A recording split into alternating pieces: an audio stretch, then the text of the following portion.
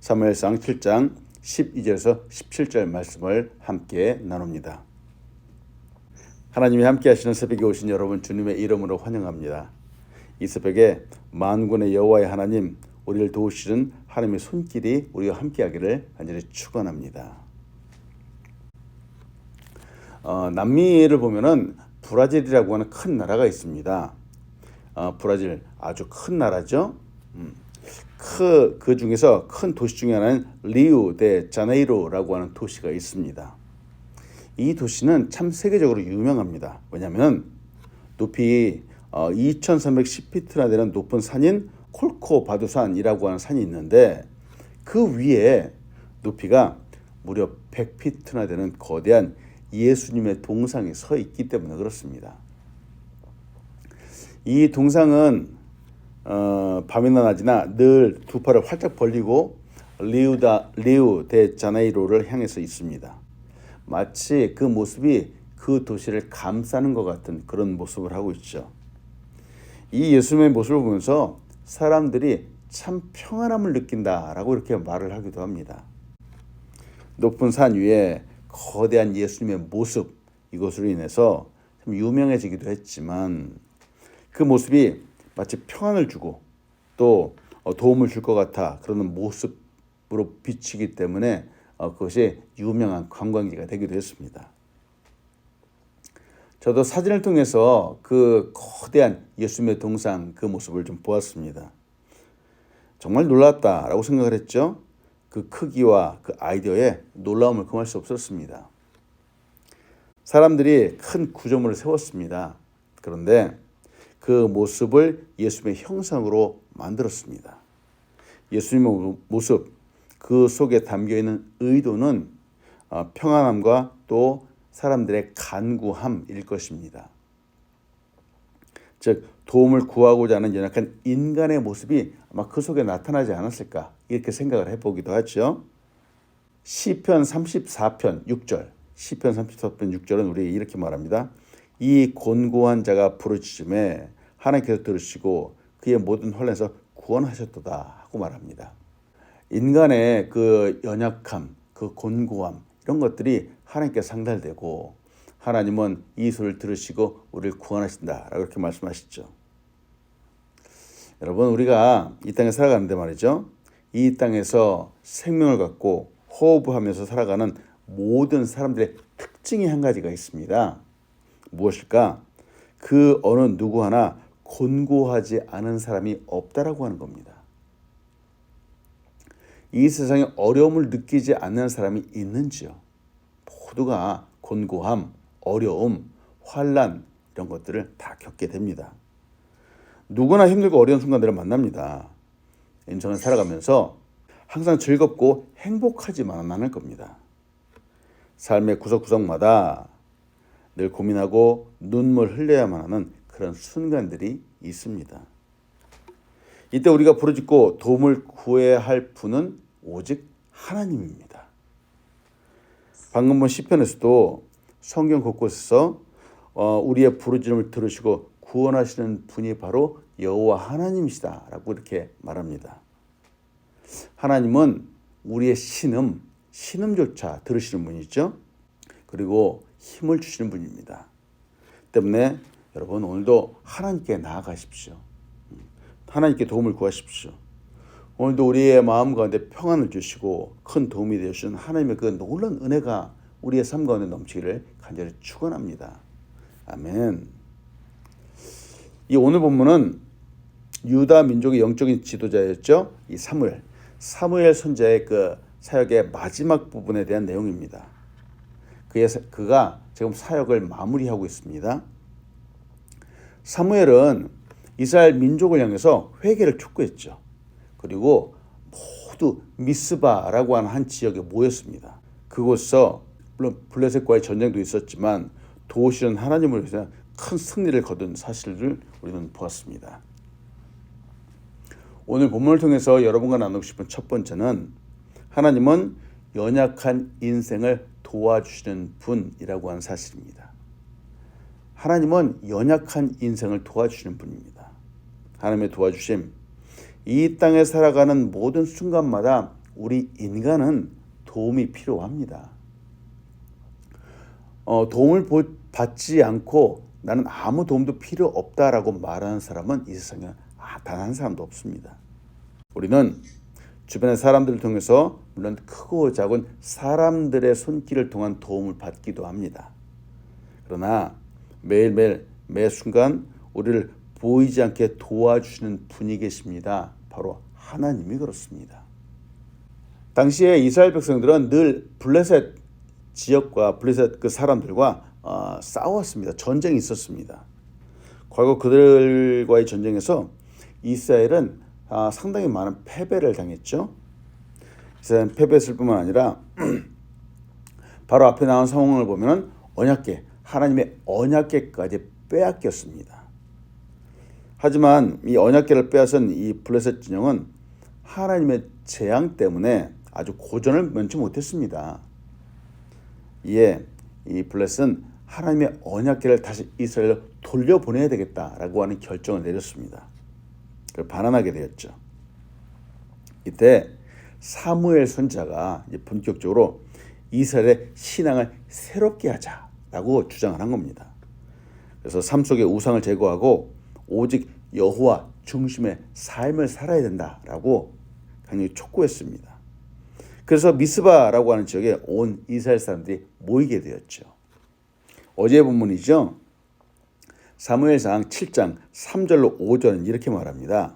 사무엘이 이스라엘 온 족속에게 말하여 이르되 만일 너희가 전심으로 여호와께 돌아오려거든 이방 신들과 아스타롯을 너희 중에서 제거하고 너희의 마음을 여호와께로 향하여 그만을 섬기라. 그리하면 너희를 블레셋 사람의 손에서 건져내시리라.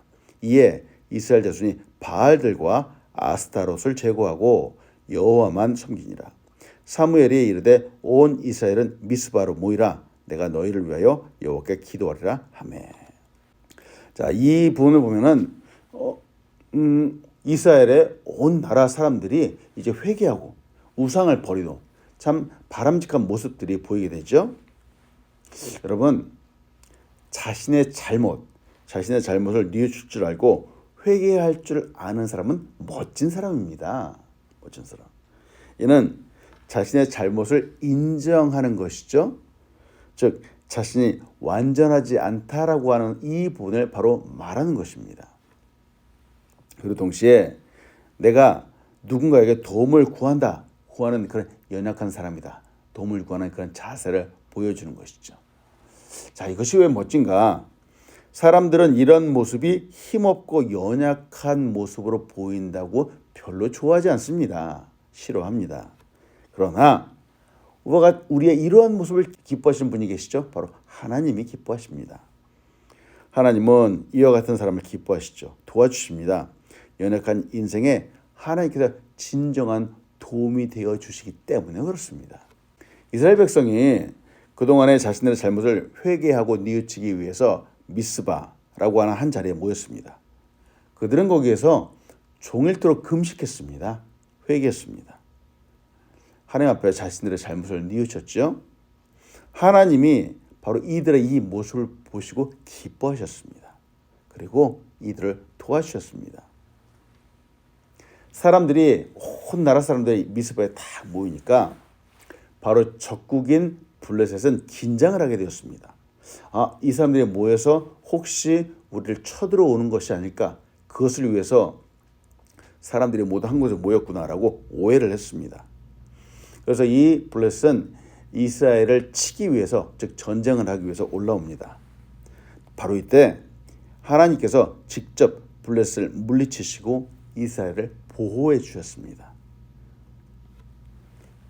이스라엘 사람들이 이 사실에 대해서 이제 감사하는 것이죠. 그러나 찬양하는 내용이 바로 오늘의 본문입니다. 오늘 본 말씀 사무엘상 7장 12절로 14절을 봅니다. 사무엘이 돌을 취하여 미스바와 센 사이에 세워 이르되 여호와께서 여기까지 우리를 도우셨다고 그 이름을 에베네셀이라 하니라. 이에 블레셋 사람들이 굴복하여 다시는 이스라엘 지역 안에 들어오지 못하였으며 여호와의 손이 사무엘이 사는 날 동안에 블레셋 사람을 막으심에 블레셋 사람들이 이스라엘에게서 빼앗았던 성읍이 에글론부터 가드까지 이스라엘에게 회복되니 이스라엘이 그 사방 지역을 블레셋 사람들의 손에서 도로 찾았고 또 이스라엘과 아모리 사람 사이에 평화가 있었더라. 아멘. 오늘 이 본문 말씀 바로 이 본문에서 바로 유명한 말 바로 에베네셀이라고 하는 말이 등장을 합니다. 먼저 이 에베네셀이라고 하는 말의 뜻은 도움의 돌이라고 하는 뜻입니다. 에베네셀이라고 하는 지명이 있었습니다. 바로 도움의 돌이라고 하는 지명이 있었습니다. 왜 이런 지명이 붙여졌을까? 하나님의 도우심을 체험한 특별한 장소이기 때문에 그렇습니다. 얼마 전까지 이스라엘은 하나님의 도우심을 계속 간구했습니다. 그런데 그 방법이 자신들이 생각하는 인간적인 방법이었습니다. 즉 하나님께 잘못 구한 거였죠. 블레셋과 전투를 했었는데 이 사람들이 생각을 했죠. 하나님의 언약궤를 가지고 가면은 혹시 하나님의 능력으로 이길 수 있다라고 해서 이렇게 생각을 했죠. 그래서 이 이스라엘 사람들이 언약궤를 가지고 전쟁터로 갔습니다. 근데 그 결과가 대패하고 말았습니다. 지고 말았습니다. 그리고 언약궤도 빼앗기고 말았죠. 얼마 전에 있었던 일입니다. 그런데 바로 얼마 전에 지금은 하나님의 큰 도우심을 받았습니다. 그리고 블레셋과의 전쟁에서 승리하였습니다. 자신들이 전쟁을 위하여 그래 큰 일을 하지 않았는데도 이긴 것 같았습니다. 도대체 이 차이가 무엇일까요? 먼저 번에는 자신들의 이득을 위해서 하나님을 이용했습니다. 전쟁에서 승리하기 위해서 하나님의 언약궤를 가지고 이들은 하나님을 이용하다시피 전쟁에서 승리를 위해서 그렇게 이용을 했습니다. 근데 지금은 바로 사무엘 선지자를 기준으로 해서 이들이 우상을 다 버리고 회개하고 하나님만을 섬기겠다고 고백을 했습니다. 즉 하나님을 이용하는 것이 아니라 하나님 앞에 엎드렸습니다. 바로 이 부분이 중요한 것이죠. 자, 이렇게 엎드리고 회개하는 사람 앞에 하나님은 이스라엘 민족을 위해서 싸워주셨고 큰 승리를 주셨습니다. 도와주셨습니다. 이 이스라엘의 역사를 보면은 그들의 운명을 보면 사실은 하나님의 도움의 역사라고도 말할 수 있습니다. 하나님께서 도와주실 때 이들은 승리했습니다. 그러나 하나님이 진노하시고 하나님이 도와주지 않을 때 이들은 전쟁에서 패배할 수밖에 없었습니다. 포로가 될 수밖에 없었죠. 그 결과의 원인은 진정한 회개입니다. 여러분, 진정한 회개를 할 때 이들의 교만함을 버릴 때 전쟁 가운데 승리할 수 있었지만 이들은 회개하지 않고 여전히 교만한 가운데 있으면 이들은 어김없이 전쟁에서 패할 수밖에 없었습니다. 에베네셀, 도움의 돌이라고 하는 이 단어 속에는 하나님을 이용한다라고 하는 인간적인 그 시도들이 전혀 아무런 가치가 없다라고 하는 그 사실을 증명해 주기도 합니다. 에베네셀의 하나님은 진정한 회개와 헌신으로 자신의 연약함으로 나아오는 자들을 돕는 하나님이시다라고 하는 사실을 말해주고 있습니다. 자, 이스라엘을 도와주셨던 하나님, 에베네셀의 하나님, 도움의 돌이 되어주신 하나님, 이 하나님은 지금도 우리 가운데서 역사하시는 하나님입니다. 때문에 여러분 오늘도 하나님 앞에 진심으로 회개하며 간절함으로 하나님 앞으로 나아가십시오. 그 진정한 도움을 간구하십시오.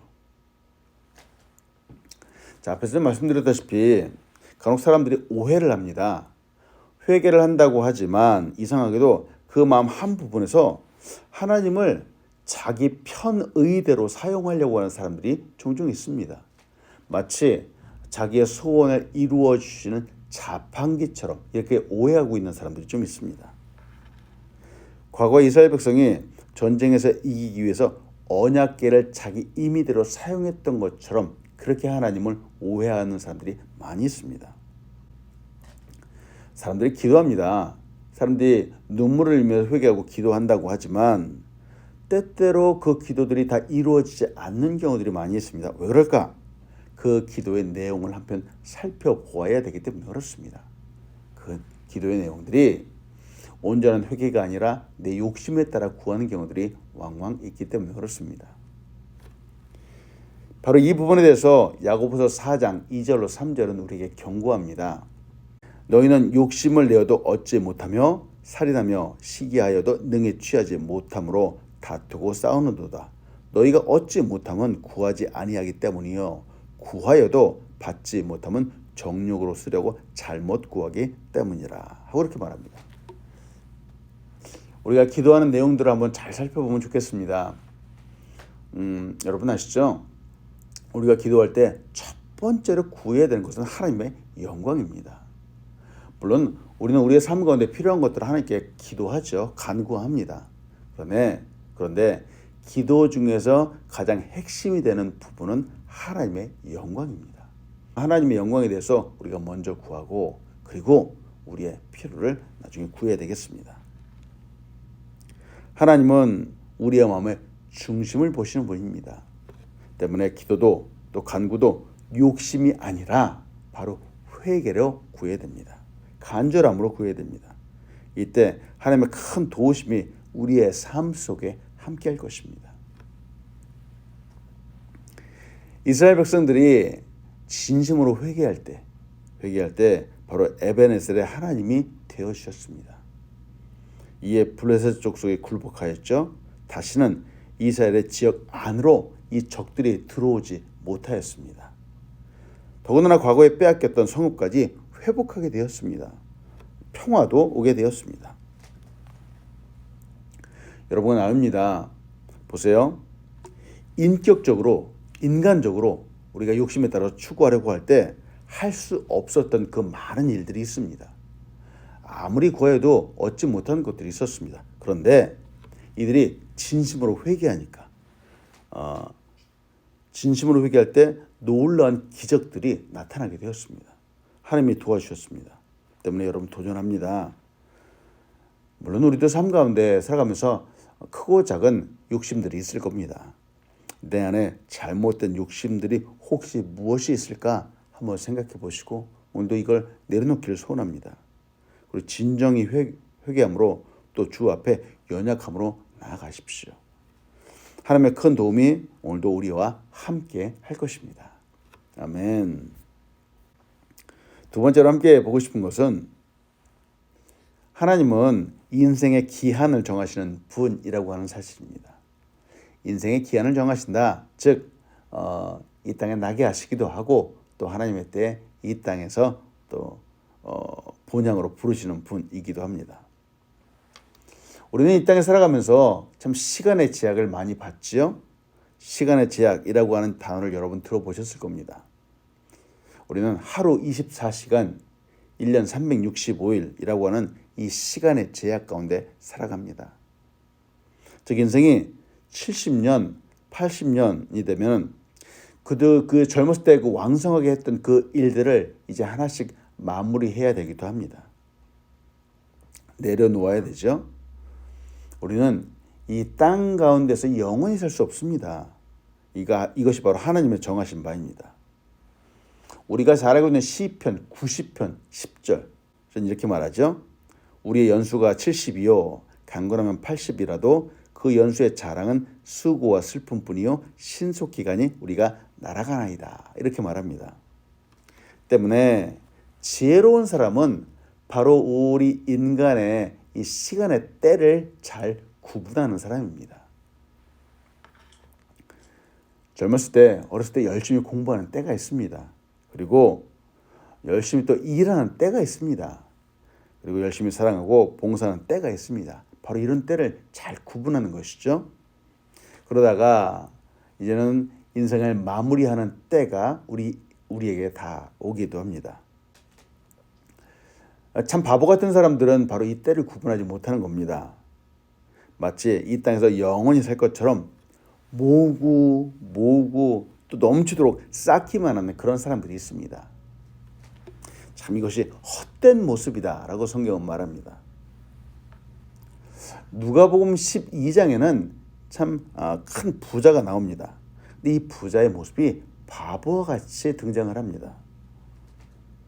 이 부자는 농사가 아주 잘 되고 소출이 풍성했습니다. 그래서 이 부자가 속으로 생각을 했습니다. 내가 너무 많아서 이 소출이 너무 많아 쌓아둘 곳이 없다. 창고를 더 크고 넓게 만들어서 바로 거기에 쌓아두어야 되겠다라고 이렇게 생각을 했습니다.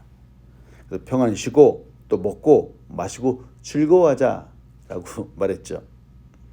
이렇게 평안히 쉬고 먹고 마시고 즐거워하는 것, 인생이 혹시라도 이 땅에서 오랫동안 살아간다면은 이 부자가 생각하는 이것이 가치 있는 일이겠지만 인생은 시간의 제약이 있습니다. 영원히 누릴 수 없습니다. 성경은 이런 사람을 어리석은 사람이다 라고 말합니다. 즉 바보다 라고 말하는 것이죠. 누가복음 12장 20절은 이렇게 말합니다. 하나님이 이르시되 어리석은 자여 오늘 밤에 내 영혼을 도로 찾으리니 그러면 내 준비한 것이 누구의 것이 되겠느냐 하셨으니 라고 말합니다. 여러분, 영원하지 않은 이 세상을 보지 마십시오. 영원한 천국을 바라보십시오. 우리가 물론 열심히 일해야 되겠지만 이 땅 가운데서 쌓아놓기 위해서 마치 영원히 살 것처럼 그것을 뭐 준비하기 위해서 쌓아놓는다라는 것이 사실은 그렇게 부질없는 일입니다. 지금 누가복음 12장에서 말씀하는 것처럼 그렇죠. 성경은 믿음의 조상들에 대해서도 말합니다. 이 믿음의 조상들이 물론 잘 다스리고 또 믿음으로 살았던 사람들임에는 분명하지만 그렇다고 해서 그들이 이 땅에서 영원히 사는 사람들은 아니었음을 분명히 말하고 있습니다. 오늘 사무엘 선지자도 그의 사역을 이제 그의 삶을 이제 마무리하고 성경은 그가 사는 날 동안이라고 딱 규정을 해서 말하고 있죠. 사무엘상 7장 15절로 17절의 말씀 봅니다. 사무엘이 사는 날 동안에 이스라엘을 다스렸을 때 해마다 베델과 길갈과 미스바로 순회하여 그 모든 곳에서 이스라엘을 다스렸고 라마로 돌아왔으니 이는 거기에 자기 집이 있음이라. 거기서도 이스라엘을 다스렸으며 또 거기에 여호와를 위하여 제단을 쌓았더라. 이렇게 말합니다. 사무엘 선지자, 그는 평생을 여호와 하나님과 함께 살았던 사람입니다. 참 복된 삶을 살았던 사람입니다. 어머니인 한나의 기도로 사무엘은 이 땅에 나게 되었죠. 그리고 어린 시절부터 선지자로 훈련을 받게 되었고 그리고 선지자로 한평생을 살았습니다. 인생의 후반부에 가서는 민족의 영적인 지도자로 서게 되었죠. 또 한나라의 왕을 기름 부어 세우는 영적인 힘이 있는 사람으로 살았습니다. 나라를 다스리기도 했습니다. 앞에서부터 13절에서 여호와의 손이 사무엘이 사는 날 동안에 블레셋 사람을 막으시매 라고 성경은 아주 강력하게 이야기를 하고 있습니다. 즉 사무엘은 큰 권능이 있는 사람이었다라고 하는 거죠. 그러나 그도 이 땅에서 영원히 살지는 않았습니다. 하나님은 사무엘의 생명의 기한을 정해 놓으셨던 것처럼 생각해 보죠. 우리의 생명의 기한도 정해 놓으셨습니다.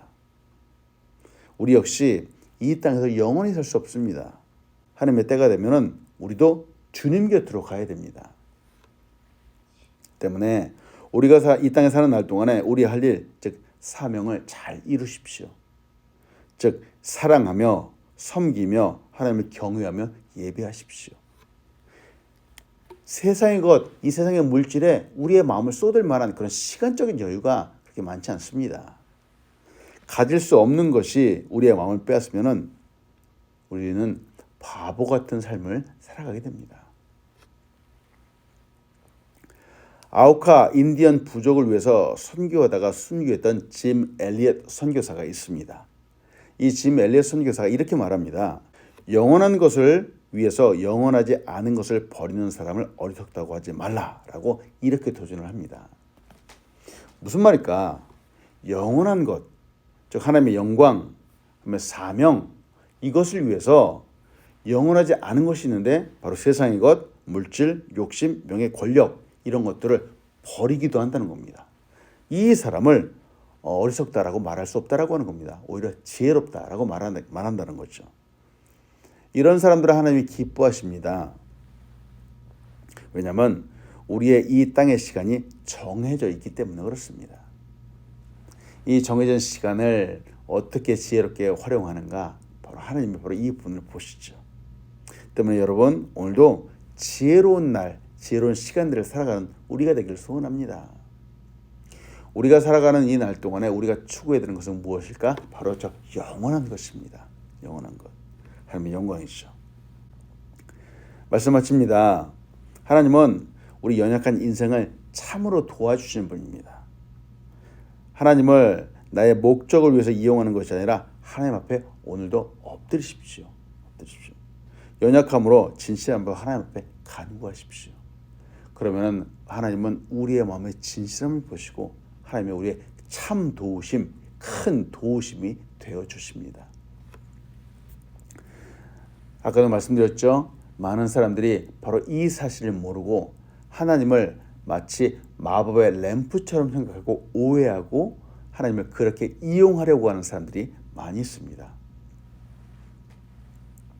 하나님을 그렇게 만홀하게 여기지 마십시오. 우리의 시간, 우리가 이 땅에서 사는 이 기간은 영원하지 않습니다. 세상의 것에 때문에 욕심 두지 마십시오. 오늘도 하나님의 영광을 위해서 살아가십시오. 오늘 하루하루가 얼마나 귀한 날입니까? 세상의 것들을 추구하면서 살아가기에는 너무 짧은 날입니다. 우리 인생은 참 그렇게 살기에는 너무 아깝다라고 말할 수 있습니다. 때문에 하나님의 영광을 위해서 오늘도 살아가십시오. 바로 이것은 영원히 남게 되고 하나님 앞에 놀라운 축복으로 돌려받게 될 것입니다. 때문에 하나님의 크신 은혜와 축복이 오늘도 함께하기를 간절히 소원합니다. 아멘. 하나님 감사합니다. 오늘도 우리 귀한 사람들과 함께 말씀을 나눴습니다. 하나님 연약한 인생을 도와주신 하나님의 그 손길 오늘도 우리의 삶 가운데 부음받을 수 있도록 하나님 축복하여 주시옵소서. 하늘의 문을 활짝 열어 주시옵소서. 하나님 이 세상 가운데 우리가 마음 두지 않게 인도하여 주시고 우리의 생명이 참 짧다 길지 않다라고 하는 이 사실을 늘 인식하면서 살아갈 수 있도록 축복하여 주시옵소서. 하나님 우리에게 주신 이 기회들을 잘 활용하여서 하나님께 영광 올려드리며 하나님의 이름을 높이는 사람은 우리 귀한 사람 될 수 있도록 인도하여 주시옵소서. 감사합니다. 예수님의 이름으로 기도합니다. 아멘.